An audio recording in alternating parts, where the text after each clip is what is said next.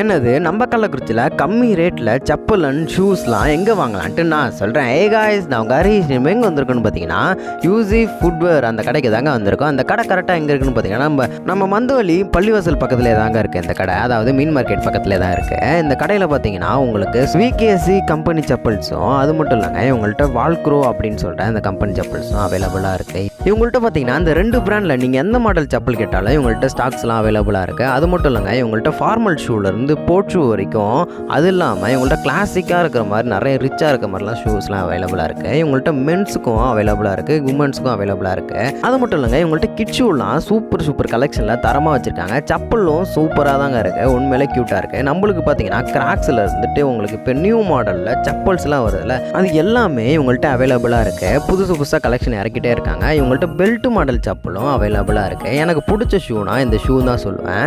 ஏன்னு பார்த்தீங்கன்னா நான் ஜிம் போகிறதுனால நான்